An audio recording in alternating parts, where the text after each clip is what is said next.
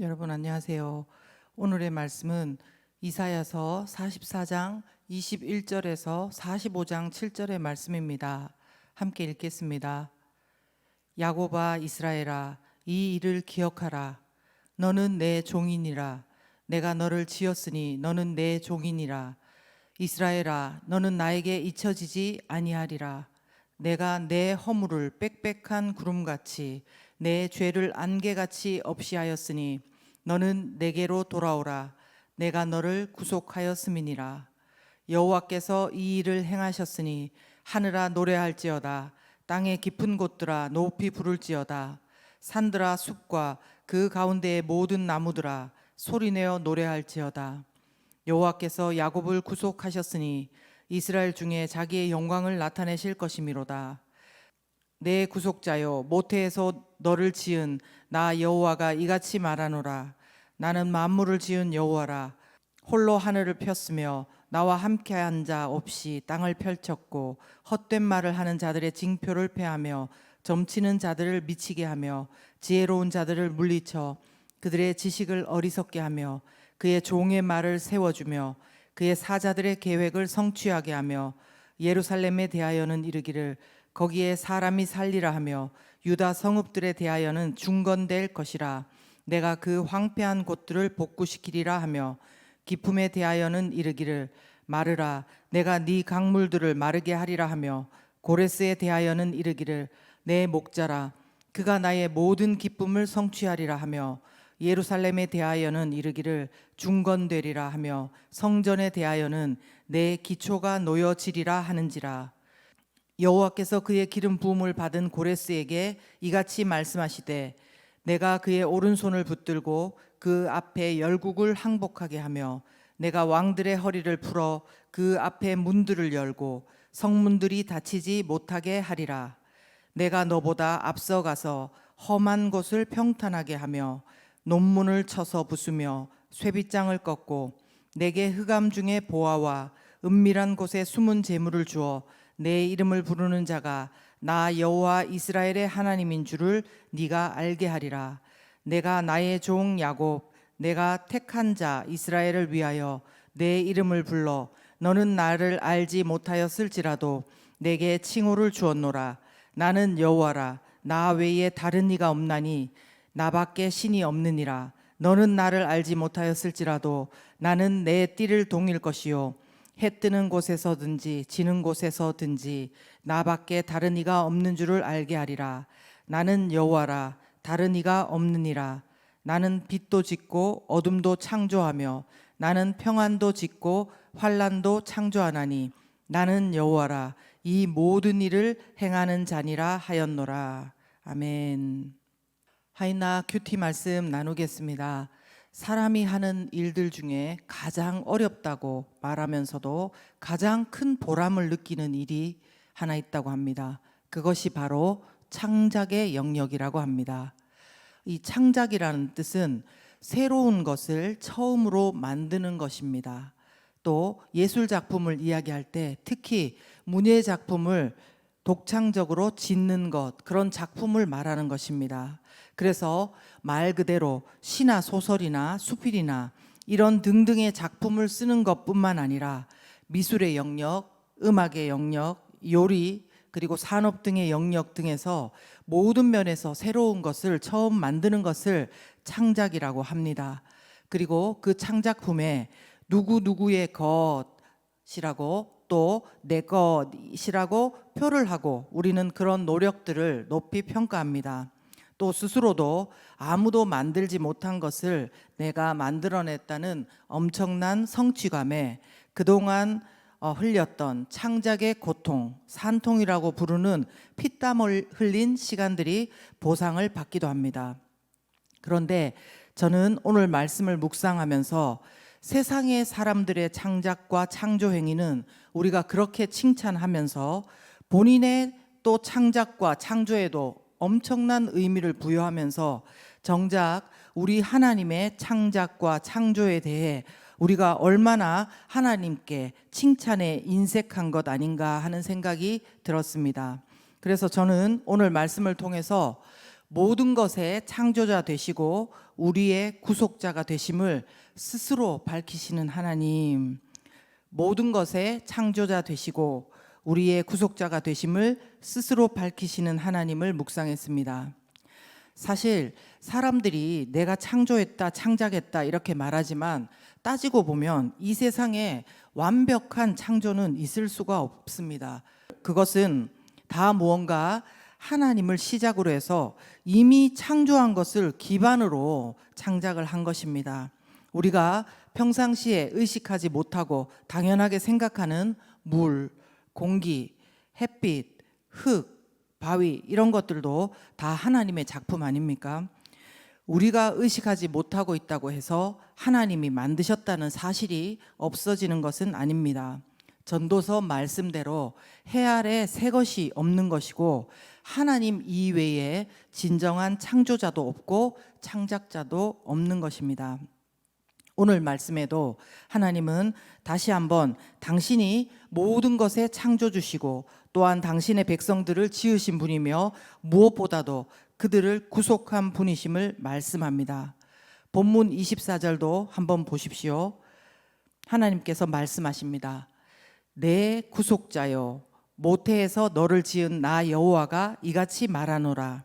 나는 만물을 지은 여호와라. 홀로 하늘을 폈으며 나와 함께 한 자 없이 이 땅을 펼쳤고. 아멘. 하나님은 어머니 뱃속에서 우리를 지으신 분이시고 또 우리가 보고 있는 이 하늘과 땅을 만드셨다는 것입니다.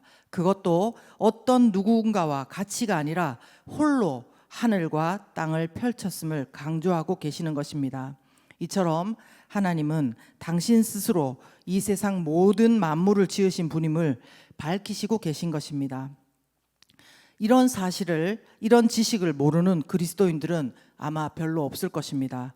그런데 저는 하나님께서 나를 지으신 분이고 또 이 만물을 지으신 분이라는 것을 우리가 평상시에 얼마나 체감하고 사느냐는 엄청난 차이가 있다고 생각합니다. 우리 자신을 보아서는 우리 자신이 너무 못나 보여서 창조자 되신 하나님이 얼마나 위대하신지 잘 알 수가 없다. 혹시 이렇게 생각하신다면 조금만 바깥으로 눈을 돌리고 나가 보시기 바랍니다. 안 그러면 이 시간 상상력을 동원해서라도 제가 말씀드리는 것을 눈앞에 한번 그려보십시오.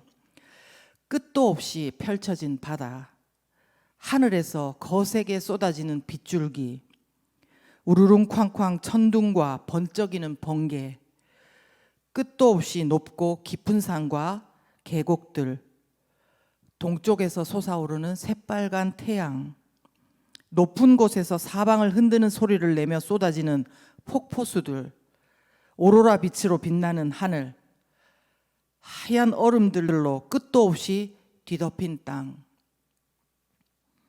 우리는 이처럼 너무 멋진 자연의 경치와 상황을 겪을 때에 와, 자연에 압도된다, 취한다, 경이롭다 이렇게 말을 하는데 이것들이 원래 그냥 존재하는 것이 아니고 우리가 경이롭게 바라보는 모든 만물을 지으신 분이 바로 하나님이시라는 것입니다. 그렇다고 하나님께서 이처럼 자연만 만드시고 사람만 지으셨다고 그 한계를 두지 마십시오. 25절에서 26절 말씀을 보시면 하나님은 사람들의 말과 계획과 모든 성과까지 세우시고 이루게 하시고 중건하게 하시고 복구시킬 수 있는 분이십니다. 또한 반대로 헛된 말을 하는 자들의 징표를 폐하시고 스스로 지혜롭다고 하는 자들을 물리치시고 어리석게 해버릴 수 있는 분이신 것입니다.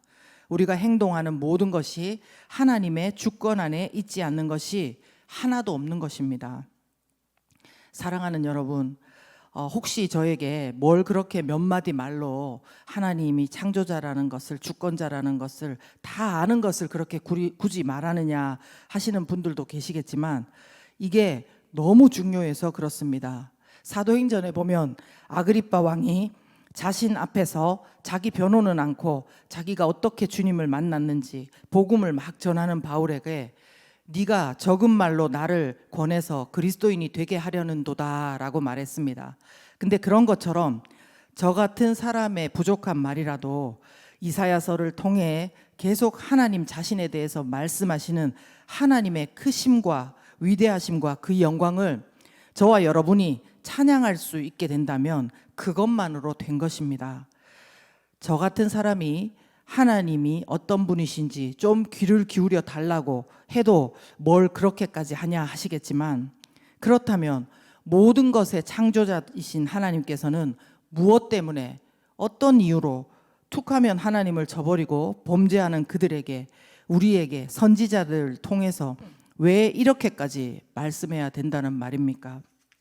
오늘 본문 21절에도 보시면 이스라엘아 너는 나에게 잊혀지지 아니하리라, 너는 나에게 잊혀지지 아니하리라.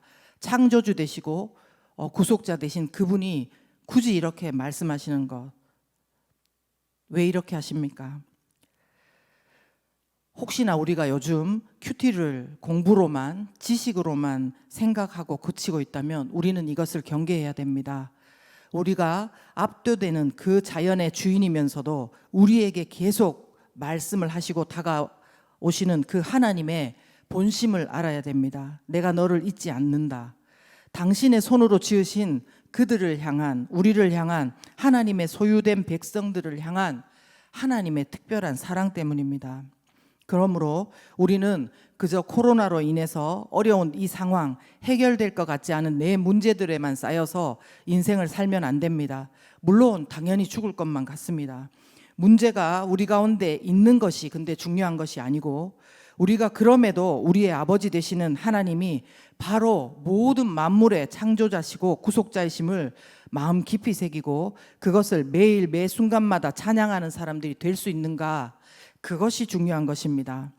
어려움 가운데서도 하나님을 찬양하는 그 밝음으로, 또 예수 그리스도의 구속하신 그 사랑에 감사하면서 우리는 이 세상을 위로하고 세상을 선도하는 그리스도인들이 되어야 하는 것입니다.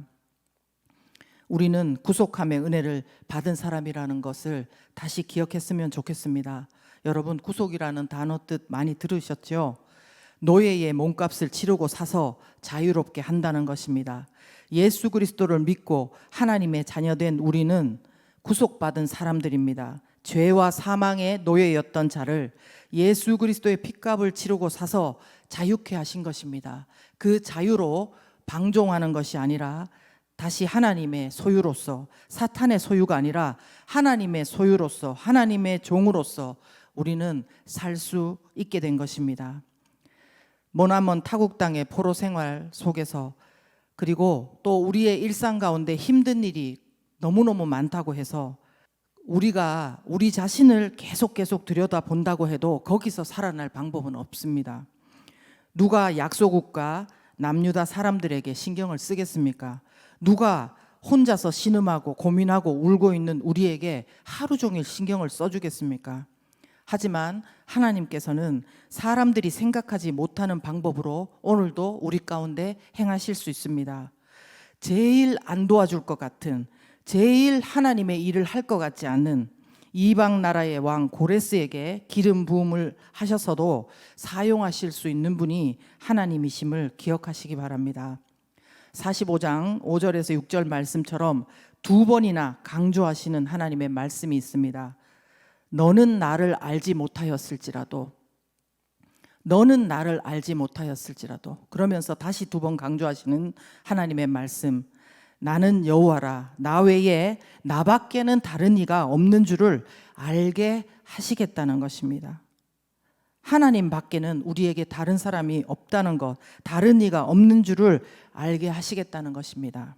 이 말씀을 하나님의 음성으로 듣고 오늘도 우리의 입술을 열어 마음을 다해서 하나님께서 창조자 되심과 그리고 구속함의 그 은혜가 우리 입술 가운데 날마다 숨쉬는 그 모든 순간들 가운데 넘치게 되기를 예수 그리스도 이름으로 축원합니다.